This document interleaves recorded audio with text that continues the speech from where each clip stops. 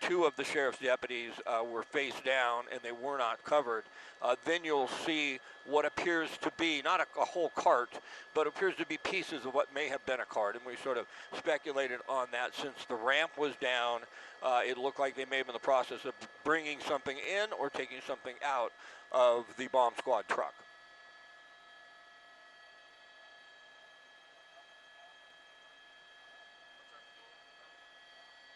$30, $25.